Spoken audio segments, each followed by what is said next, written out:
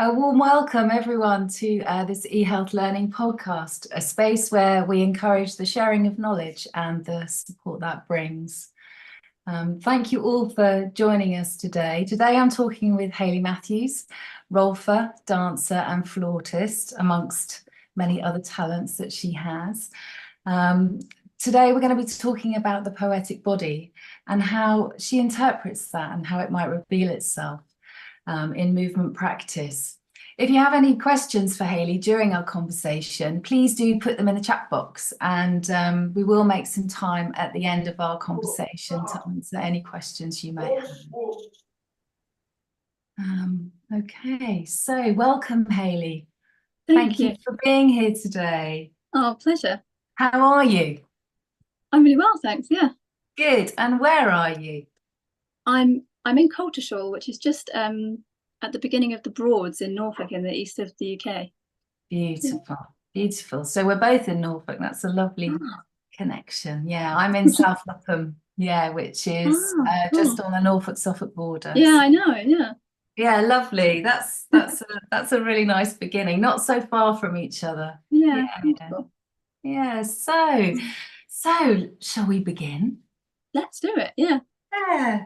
So first of all, I think the question I'd like to ask really is how you are, combining and all of your processes really, and do they inform each other? What's the relationship you have with all the things that you do, and how does it inform your practice? Yeah. Thank you for asking. So rolfing, which is a hands-on structural integration work and movement coordination, that I came to that after dancing, so a bit later, and it comes underneath, I would say. It comes underneath and supports the dancing and kind of spirals it in different ways, physically, but also socially, emotionally, how I orient, not just physically, but also creatively as a dancer. So it kind of comes underneath and it kind of shakes it all up and reorients it.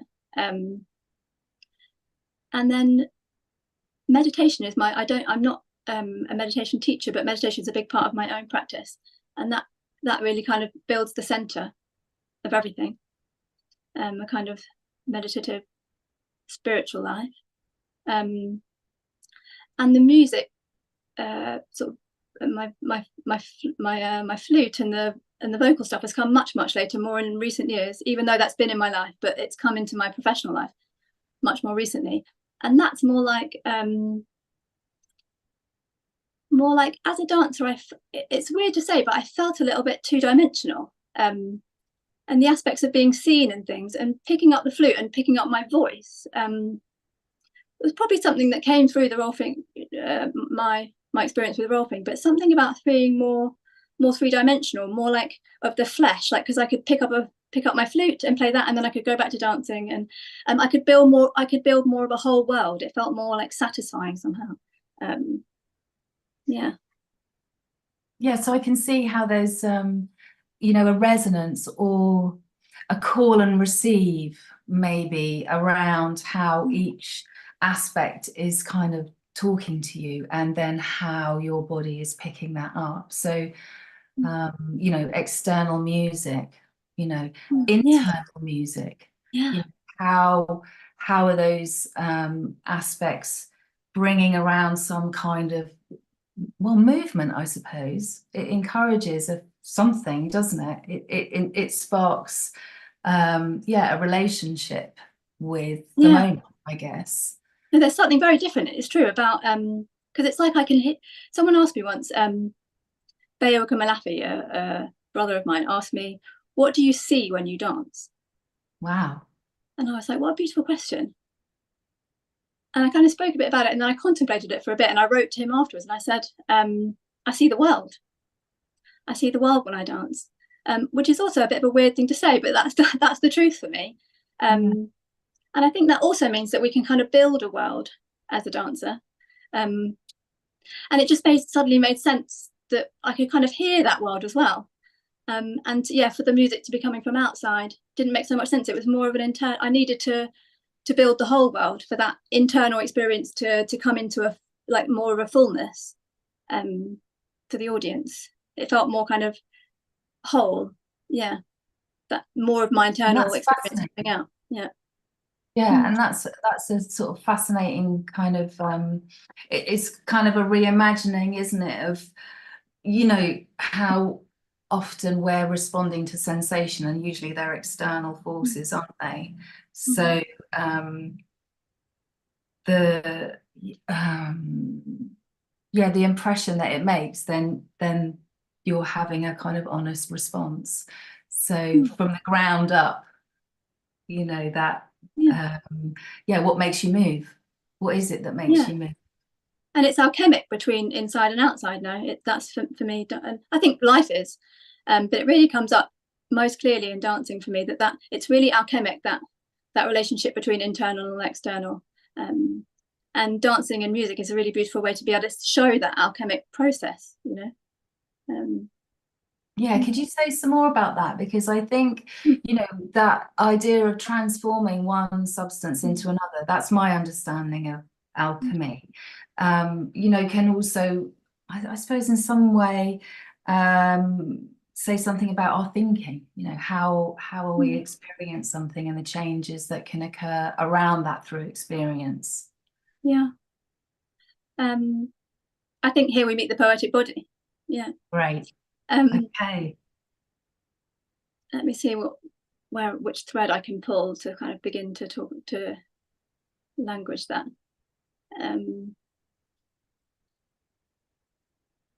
So it's become more and more important to me as a dancer to allow the experience of living for me to come into dancing in a spontaneous way. And so a lot of what I've been doing for me, and also for other women dancers, is building a reality where that's possible, because often systemically it's not very possible that a dance is conjured within us, because for me, we could make a dance, and some people make dances really beautifully by moving a block and then using around, and then taking the block away and using that movement, but for me it's more, as I said, like alchemic, like we experience the world, and that has an emotional element, and that emotional element is our endocrine system.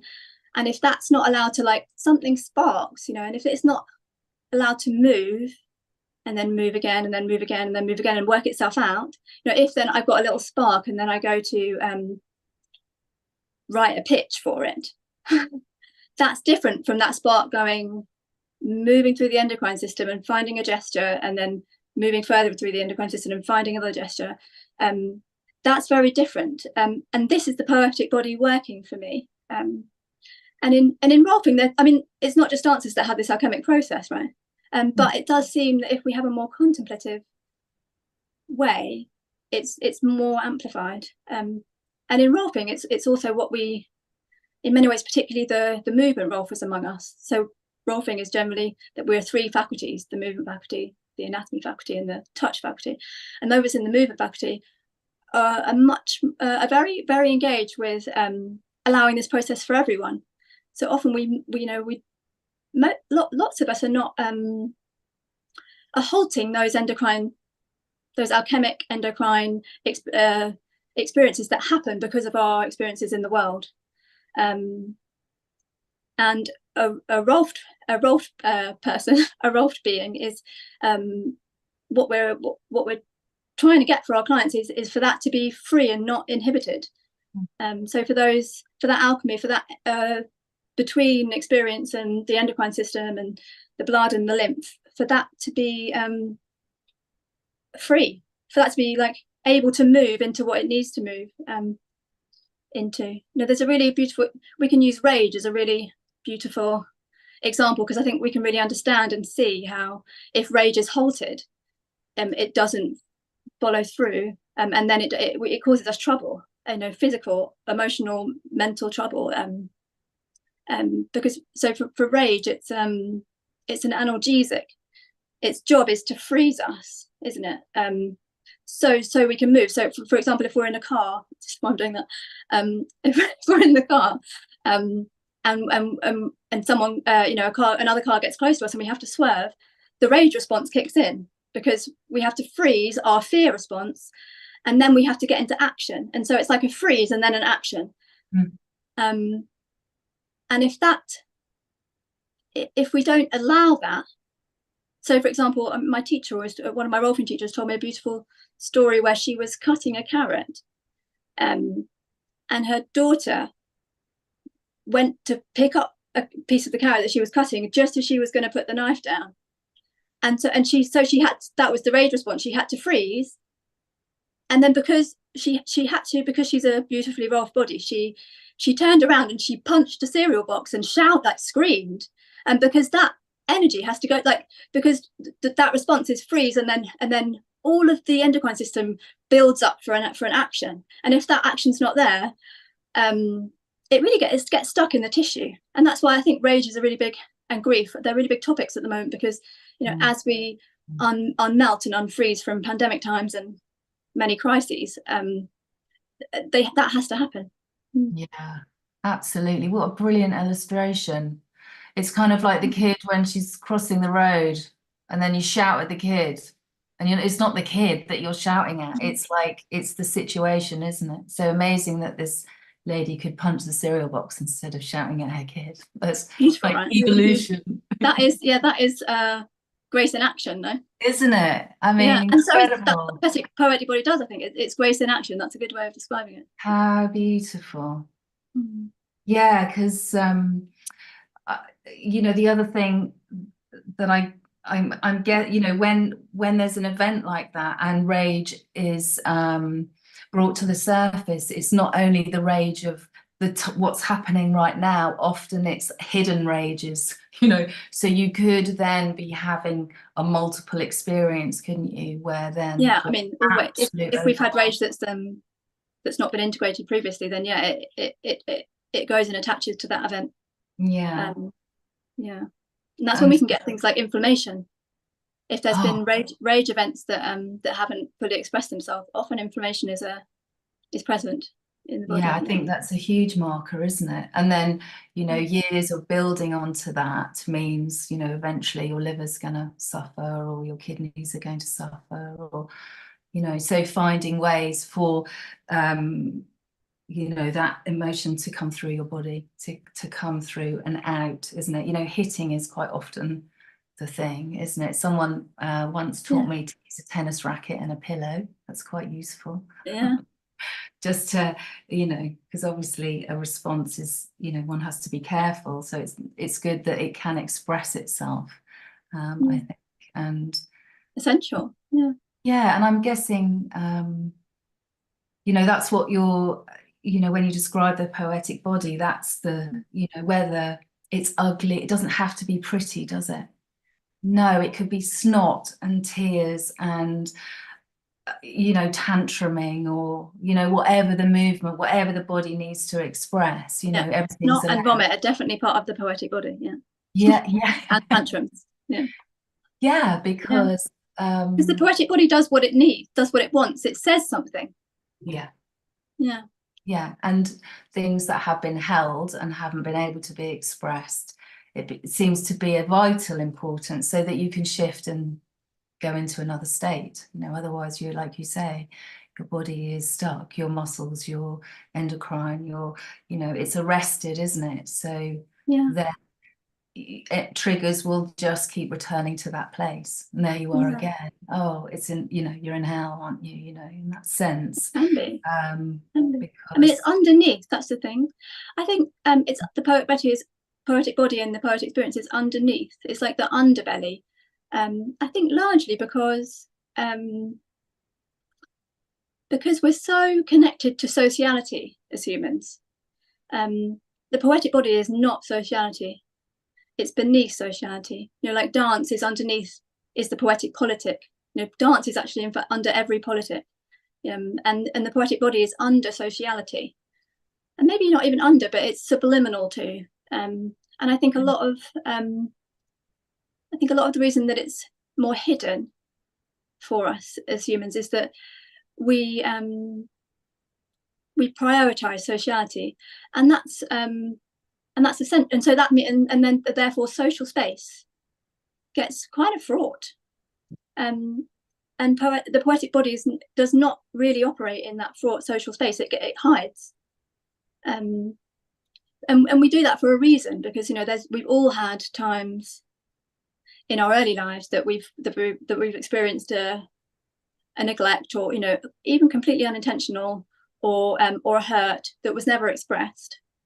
And instead of expressing it, we attach to our caregiver, because that's essential for us as tiny things. We don't survive if we aren't attached. So we prioritize the social attachment before the expression.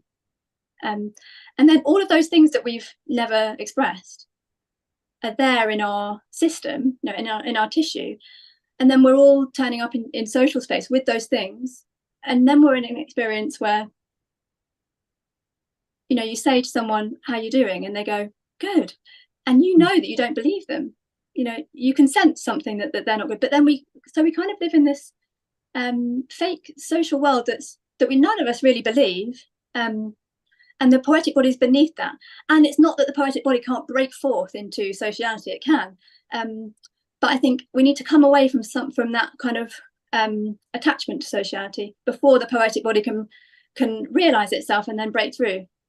And it's more like with snot, or with rage, or with honesty, or whatever, because there's lots of rules, dancing, aren't there, in social context. There's all these rules that we're having to adhere to all the time, which means there's a sense of needing to fit into something, or we won't belong, or we'll be cast out, and there was realities, right, where people were cast out if they didn't conform. But like you say, underneath that, there's this kind of secret way. And I noticed I was reading your website, which is hugely informative, and I really recommend anyone to go and it kind of reads like a manifesto, actually, your writings, which I really, you're saying such a lot in there. But I like the you said something about not having a waylessness, a wayless way. Yes. So, the poetic body can be curious and find its own way. So then one's own truth might be realized in that moment. And, there's the freedom in a way, isn't there? Because there's it doesn't have the rules of sociality. Yeah, which, that's liberation. Like that feels to me like liberation. And if we can move with liberation, maybe our confidence can build in our system, so our endocrine system starts to kind of find some clarity and understanding, and it's less reactive. Because we need a ground. We need a ground, and if that ground is not, we may belong to beautiful communities and find ground there, or we may seek other communities than our original communities as we grow. And I think that's vital, because we need ground for that. In Rolfing, we call it the tonic system. For that tonic system to feel stable. Hubert Goddard, who's still with us, he founded what he called the tonic function theory, and it now flows through 3 generations of Rolfers. And he was really he wasn't saying anything new that Ida Rolf, the original founder, wasn't saying, but he was kind of clarifying clarifying on a physiological level what Ida was up to in her work. And so the tonic function theory says that we have 2 basic sets of tissue. One is the tonic system and one is the phasic system. And the tonic system is more about our stability. So it's a part of our tissues, and they have a different organization, the tissues. They have a different way they use sugar. They act much more slowly. And they're really the parts of us that we want to be, that really stabilize us. And the phasic system is more for action, to run for the bus, to punch a cereal box, that kind of stuff. Or to chop some wood, and that all of us pretty much are using parts of that and it's differently organized, and it uses sugar quicker, so it tires quicker. So it doesn't make sense, that we use the part of our system that tires quicker, just to stand up, just for our stability. I say just for our stability, which is kind of has a longevity, our stability to stand up, to coordinate. Because actually we're more instability than we are in our movement context. We're more instability than we are stability. We rely on instability, which is also kind of coming back to, I think that's a kind of delusion. We think that we rely on stability, but actually on a really structural level, we rely on instability. So to come back to that is really, and that's when we will punch something, because we're so unstable and something happens, and so we, it's a response. And so, and if we accept that instability, we can be free to, that just kind of comes out. But if we're extra stable, that doesn't come out. It's kind of crafted to sort of stop that. So these two realities in our systems, they can get confused, and we can be using sugar, the phasic system, just for stability, and that gets tired, and then it gets hard in the system, and then we've got something very stiff and unmoving, that's holding us up, and then the part that's for stability kind of collapses or gets hypervigilant, one of those two things normally. And the poetic body, it also in a tonic function way, is the phasic and the tonic systems moving in harmony and doing the things that they're meant to be doing. And harmony being a kind of key word, isn't it? In external forces and internal forces. And harmony not being maybe what we, the keep calm and carry on that is so popular, or be, in a calm all the time. Harmony in that sense is more like, you punch when you need to punch, you sit quietly when you need to sit quietly, you're peaceful when you don't need to do anything.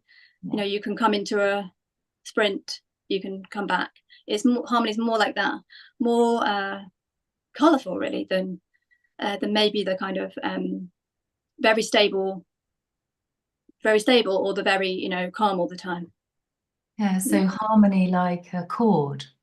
So there's kind of multiple strings that are all playing different notes, but they produce this beautiful sound. But harmony where there's also discord. Sure. The kind of harmony where there's also the discordance, not just the harmonious, which is kind of a conflict with harmony, but do you know what I mean?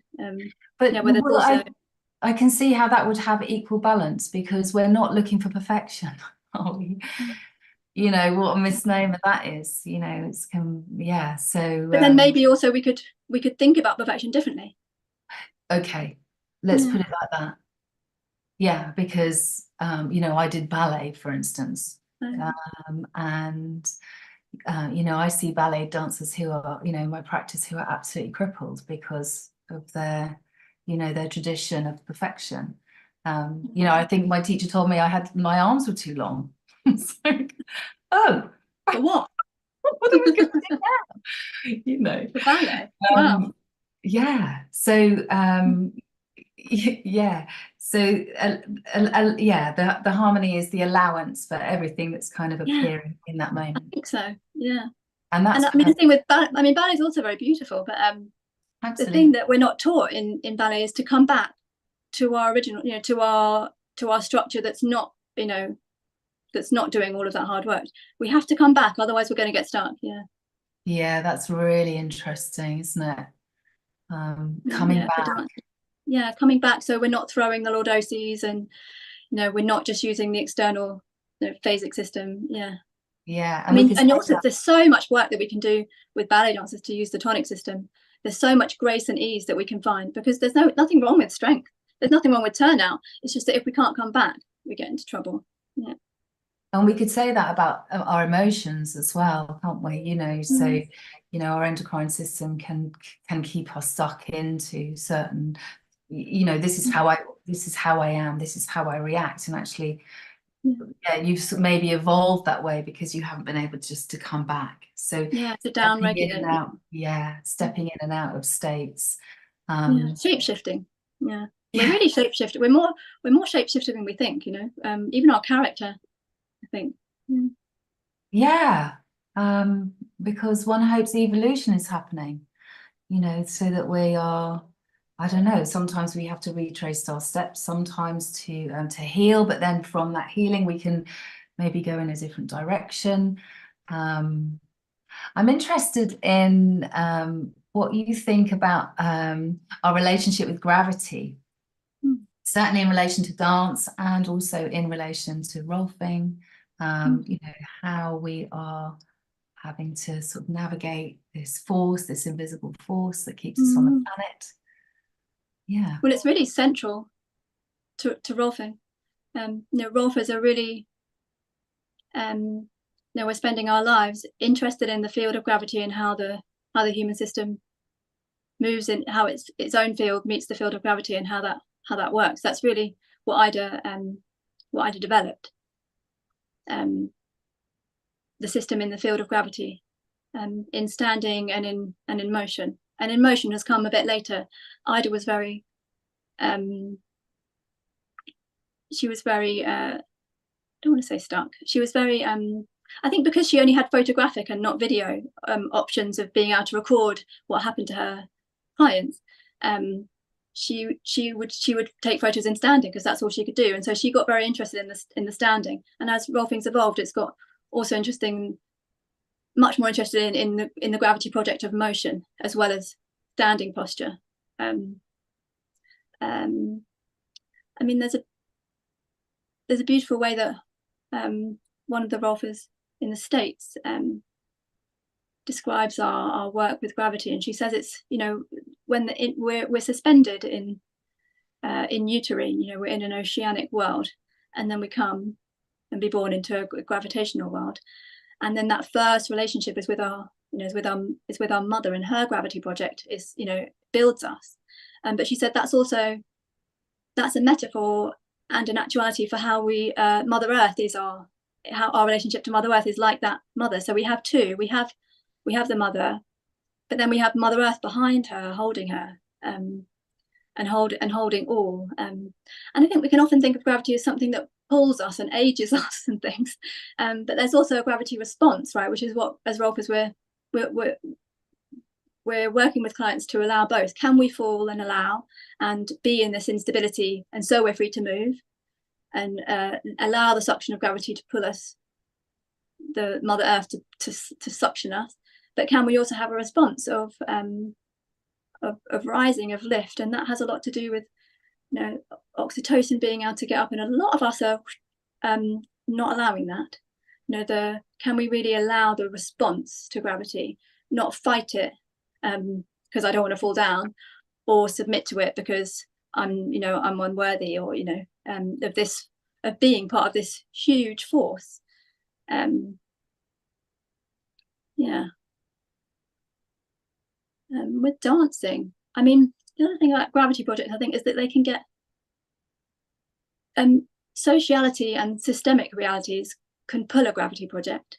And so how I would respond to that with dancing is that, in my practice, is that I've really I've become a fugitive as a dancer, because working in wild space mainly, because I found that the systemic and social realities pulled my body, even my body, my mind, my spirit, even asked particular things of me that weren't, I wasn't able to orient in my ground gravity project. And so I think sometimes when social or systemic things don't align with, like, being able to let my weight down, which means I feel safe, I probably can pay my rent and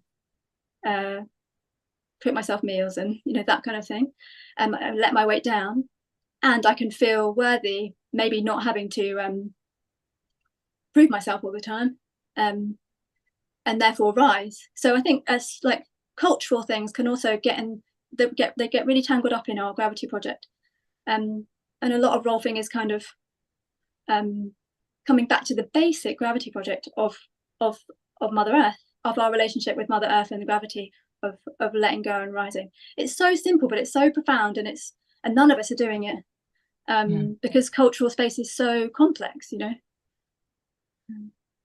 And when you are out in, you know, the wild space, is it shoes off? Yeah, even in the snow, I've been shoes off. Sometimes when I'm practicing, if I'm practicing for hours, I'm training, then I'll have my shoes, because it just if it's in the winter, because it gets freezing. But whenever I'm performing, whether it's winter or summer or raining, I've performed in the lightning once. Wow. Yeah, I always have my shoes off, which is a different relationship now. And vital, because you're talking so beautifully about Mother Earth, but how do we in society have contact with Mother Earth when we've got our shoes on all the time? I mean, it's one thing, isn't it, to appreciate it with your eyes, and we can see nature and we can be moved by nature. But, when you're feeling it through the soles of your feet, it's something quite different. I often take my shoes off when I go into church and everyone looks at me like I'm a nutter. Beautiful. But it just feels like that's what I should be doing, because I want the ground to come up. I want to feel, I want to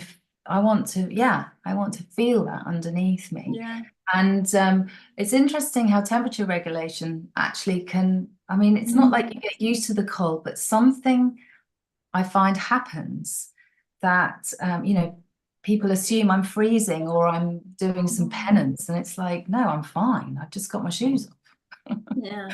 Yeah, there's a fear, isn't there, of not being protected, maybe. But I Maybe. mean, the feet, the way that we orient, the Hubert talks about a triangle of how we orient in gravity, the kind of main senses that we use.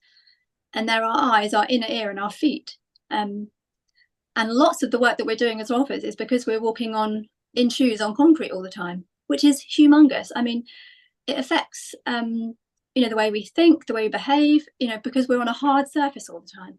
Very different in like how we can decompress and how we can even feel like we belong, because we never connect and never discharge through the feet. And so that's huge for people. And I think a lot of the reason that roping came along is because we're disconnected from that. And not to say that we should all go around in bare feet all the time, but it's a thing, isn't it? It's a thing that we walk on hard surfaces and in shoes. There's when you walk into a room and you can feel something about the group that you've just walked into, something feels off, or something feels like there's something unsaid, or there's a hesitation, or people are holding their breath, or like you can feel something, and it's through our feet we feel that. Our feet are such sensorial, and we all know this, but they're such sensorial creatures, and their job is to feel if things are okay, really, to feel the ground, the ground that I walk into, and we can feel social space through our feet, and it's very different from feeling it through our polyvagal reality. And that's a lot of what happens when I go to the wild and dance there in bare feet and perform there.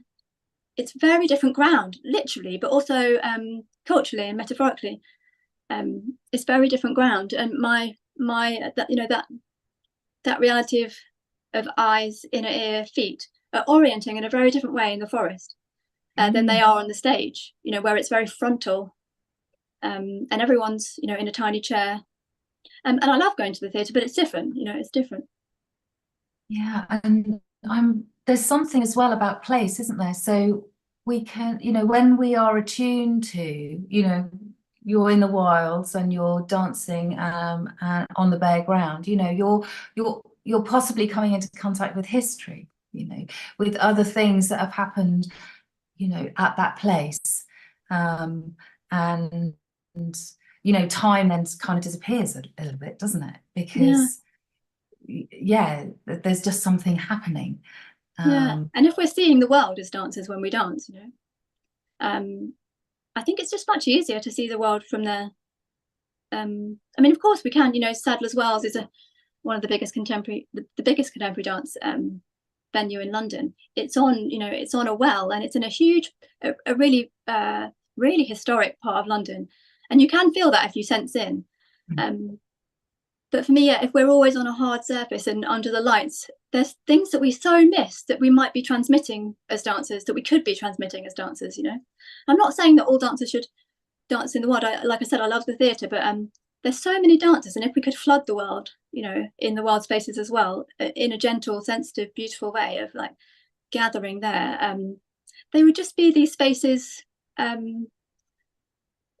where we metabolize, because really that's what dancers do. They sense in, and they even sense things that they can't bring to words, and that's why they're dancing it.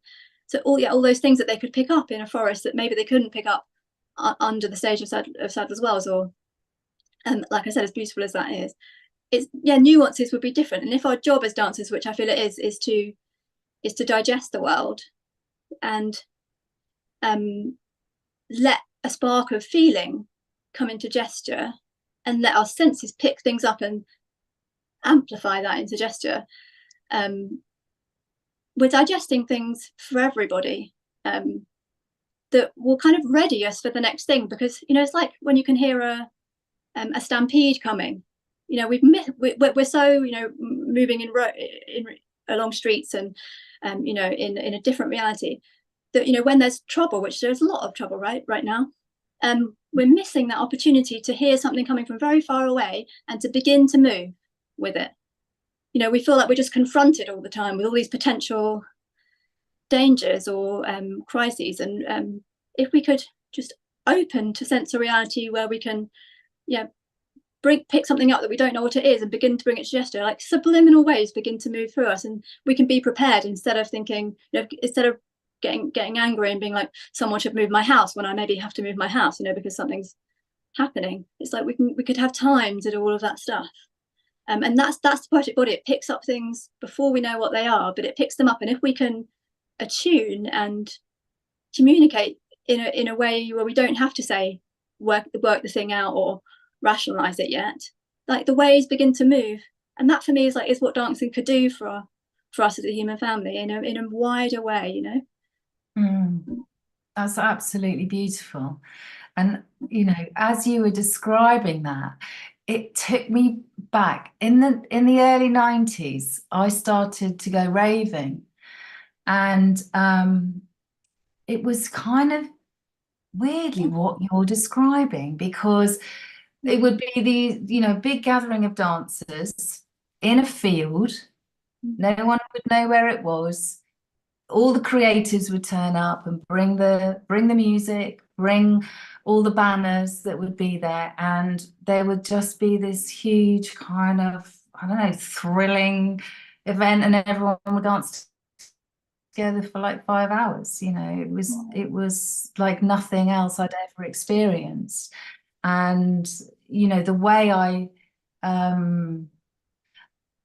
don't know, there was something about dancing with other people, but also dancing alone and feeling really, really safe, and it being in nature. So the way that everyone related to each other as well was very caring, very loving. It was just kind of, everyone understood the rules. It's like, we're all here to have a good time and look after each other, and it was about the music. It was about being moved. There was a creative expression that was happening there and then, kind of tribal, really. Yeah, and I bet things were metabolizing now in all of you. I think so, because the change was there. There was a response to the war at the time, and the government, and so it was this kind of this dance movement that was a reaction against all of the awful stuff that was happening. I mean, underneath it all, I think dance is collective joy. And if we can't be moved, by grief, by rage, by fear, that collective joy, that joy that is underneath all of that is our foundation, it can't rise. It can't get any airtime. Yes. Because we're too busy suppressing the other things. And socially and culturally we do that. Grief isn't. You're allowed to be off work for grief, grief's allowed to last for a number of days or weeks, but grief pours, it alchemizes things, and I think there's something as beautiful as they are in opportunities for people to dance, like ecstatic dance and things, and 5 rhythms, which are all beautiful, but there's something very individualized about those. It's like you come and alchemize your own being in an individual way, and then you go home. But there's something about the contagion of watching others dance, and also watching someone because it takes quite a long time. it's a lot of work to open our senses like that, and to get that sensitive. And, you know, we don't all have time, you know, when we've got banks to run and bread to bake and yoga to teach and stuff. You know, we don't, although, you know, that might be closer, but we don't all have time to do that. So I think there's something that we've missed a little bit about having people in society who do that for us, who open their sensitivity and their and to their ability to feel everything and feel even things that they don't know what they are, and then bring them to expression. There's something about that we've missed. That, you know, it's not about entertaining ourselves. It's not about you know, it's not a catharsis, an individualized catharsis. It's a community event where, you know, instead of that person baking bread, she is opening, you know, she's seeing the world, and she's bringing it to gesture for everybody. And something in, you know, in neurology and backs all of this up now, you know, how emotional contagion works and things. You know, that's a huge role in society that we've kind of put in a box, you know. Yeah. Well, I guess things can so easily be commercialized. So it's and they need to be, you know, dance needs to be connected to the exchange system. Sure. But maybe we could think more in a more contemplative way about its role and how, and therefore how to do that, you know. Because then it's its own language, isn't it? So it's saying something in its own way, you know. Yeah, and it's its own role. It has a role, you know. Yeah. It has a role. It's like the Keening women of Ireland, you know. It has a similar role. Yeah. And so we may be finding that these are the things that we've lost, you know, as technology increases, you know, as we look to different, you know, distractions. You know, I remember at school, we used to always dance around the maypole. That was like a tradition that we did at school. And I don't imagine that happens. Maybe in very small country schools that still happens, but, you know, that doesn't happen anymore, does it? So we've got so good at organising things, you know, producing things and organising things. But yeah, I do think on an individual basis and a collective basis, we don't allow the poetic body in dance, you know, in where it can really, really amplify, or in our own selfhoods, you know, in our own embodied lives.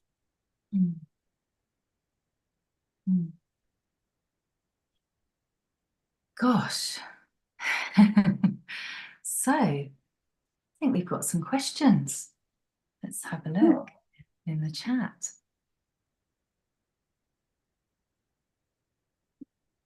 So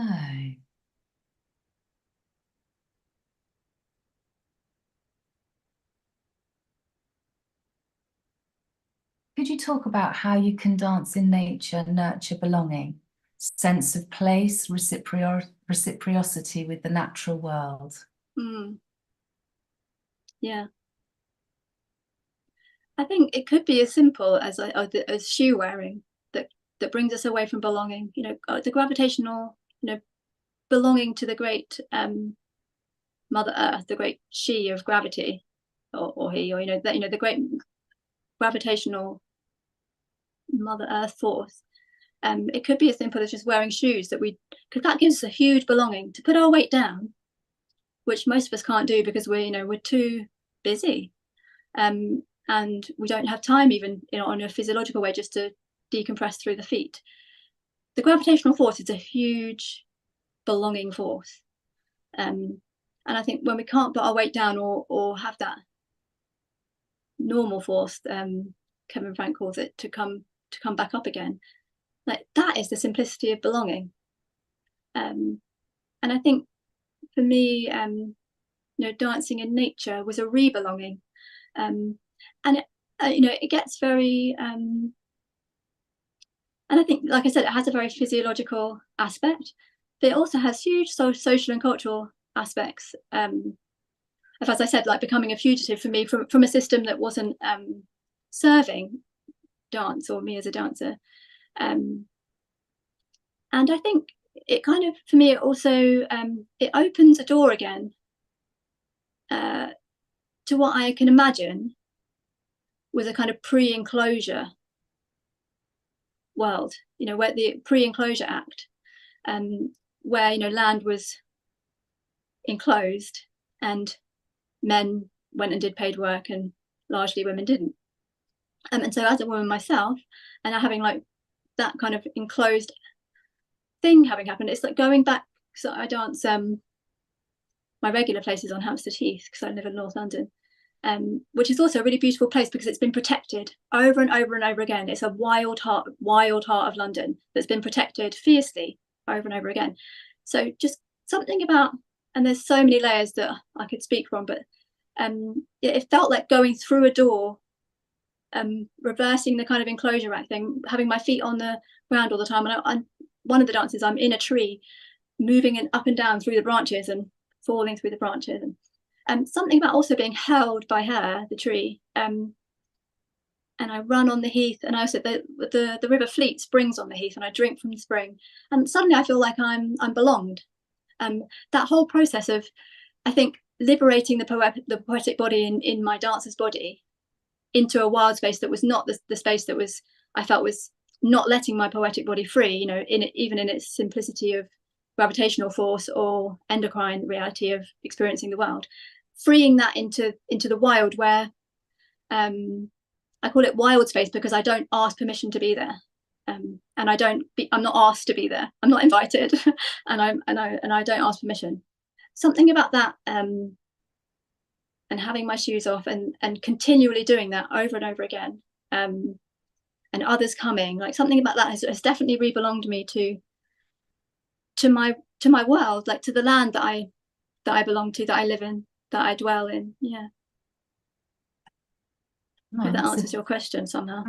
Lovely answer. And it kind of, it makes me ask as well, so when you're dancing in the world, are you with music, or is it just the internal rhythm that you're? No, so sometimes I'm in silence, and there's, even if I have music, there's always silent times, and it's always not too loud, because I call them living choreographies as I've been making them, because they have a form, choreographic form, as they kind of come through my endocrine system and find their way into a dance.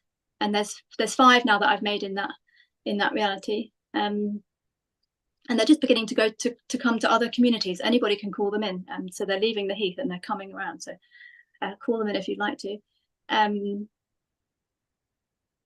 Yeah. Oh, I've forgotten the question now because I went off on a little tangent. What was your question? I've forgotten what I asked you. I just got excited. I lose myself if I get excited. Can anyone help?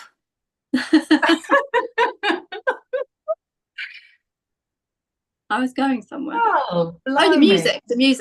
Yeah, thank you, Lisa. Oh, the music. Thanks, Lisa. So yeah, but what I so yeah, there's always space, and the light, the wind, the bird song, the earthworm, the dogs that always come and dance with me. They can shift the form of the choreography, you know. So I don't let it completely tumble. I mean, occasionally, but it's like all of that. It's a living choreography. So all of that, it's never completely precise and formed. It can be moved by the light, by the wind, by a bird song. So there's always space in the music thing. But the way it's kind of tumbled along is that I've had what I call a birthing playlist. So as my life kind of chugs along, when I'm not in the wild, I might hear a bit of music, or something might come to mind, and it kind of gathers a playlist as the dance is birthing. And I have what I call a birthing playlist, which is not music that I've written. And then as that's continued, it's like I kind of begin to hear the dance. I can hear the music for the dance as it's birthing itself, and as I've performed it a number of times. And then I write music for it with my husband and with a few other collaborators, and they tend to be kind of what I call like ambient metal. So it can get quite drum-like, and then I'm also with my flute, and I'm just working also. And sometimes do I come actually into my flute live and then back to dancing, and so have a really that kind of 3-dimensional thing. But yeah, that's how the kind of music lives with it. Gorgeous. Sounds lovely. Now,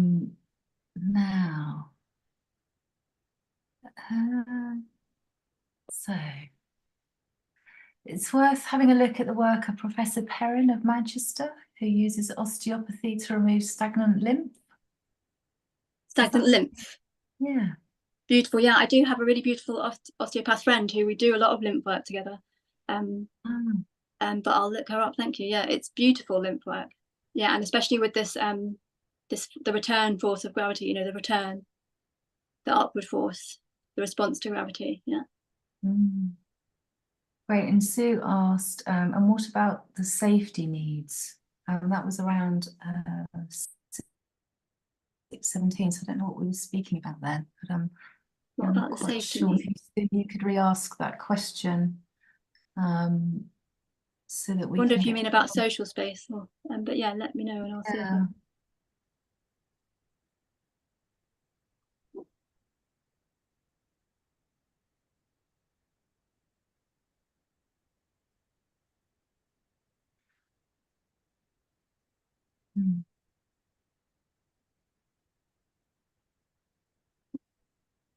Any other questions, anyone?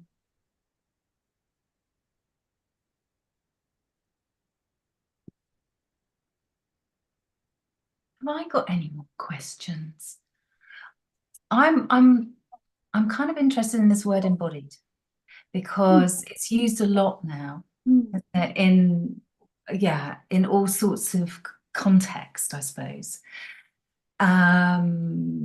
And I'm just wondering your relationship with the word embodied, and how would you use it in relation to your practice? I don't use it a lot, actually, when I'm Interesting. describing my role thing, or because I feel like it's got a bit it's become so many things to different people that I don't find it so meaningful as a word anymore. I mean, to me, it just means to be in my body, and that means so many things. Yeah, I don't find I attach. Yeah, I feel a lot of meaning into the word embodied. Selfhood, I do more, I would say. Do you think integration relates to embodied? Yeah. It relates to embodied. Well, it depends what you'd mean by becoming embodied. I think becoming integrated is maybe different to becoming embodied, which is basically in our bodies. Integrated means a bit. I definitely use integration. Sure. And that for me is more meaningful in my practice. The integration of our poetic body in our lives, the integration of our selfhood in our body, and I think as I go on in my body and with my work,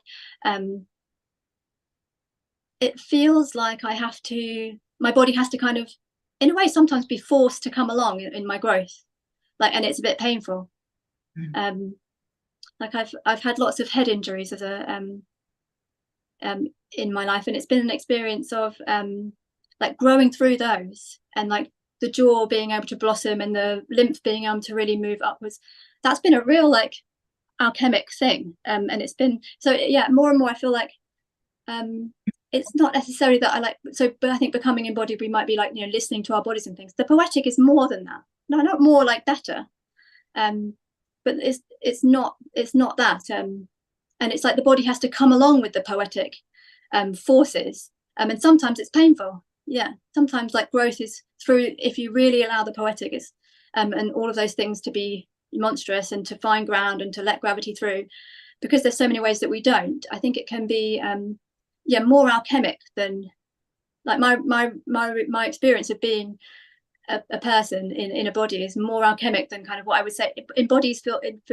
Feels like it is so contained, which is beautiful, but it doesn't feel so contained to me. It feels more, there are times of such chaos in the process of integrating selfhood and poetic body, and having a body, and having a mind, and having a spirit, and having a spiritual life. It just feels all of that to me feels like it doesn't feel like embodied encapsulates it. Yeah, thank you. Sue did get back to us, and she just says it's because she works with children, and they have parents who are not providing safety. So and what about the safety aspect, you said, didn't you, Sue? And what about the safety aspect? I mean, with children it's different to working on ourselves, and also with adults, and I do have clients who are children as well as adults. and maybe I could see what I could say about it in the relation to the poetic body. But the children are so beautifully poetic already. And I think, you know, working with children, we get to be an alternative to their parenthood, which might not be providing the safety. And I think children easily anchor to safety. They know it. They know when someone is there unconditionally, even in the present moment, in that hour that you're with them, or, you know, maybe we're working with them for a day, or maybe we're teachers and work with them all the time. But they know a force that doesn't grasp, you know. And I think that we can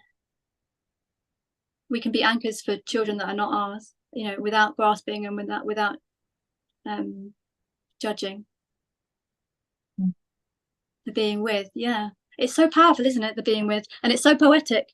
Yeah. And it's so, you know, the being with children, you know, I find you know, tango dancing has been a real the tiny bit I've done of it has been a real influence on my role thing, because it's so heart-led.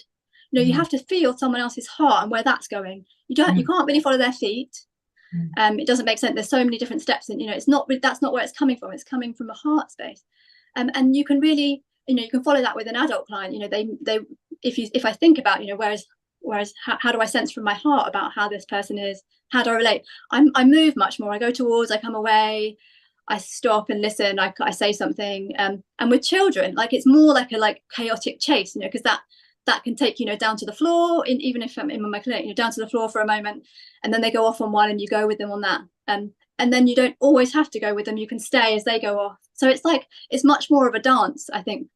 The dance is always there in a role-playing session, but with children, it's kind of more motile, that kind of dance where you follow the heart, the being with, and the being with doesn't necessarily being the same, or mirroring. It doesn't mean that, but being with whatever's there, and that heart-led way that tango is so good at teaching us, I think, is really a beautiful way of leading. And it asks you to lean in, doesn't it? It's like you have to surrender your weight to somebody else, and, you know, let them lead you. And it's kind of because you don't surrender your weight.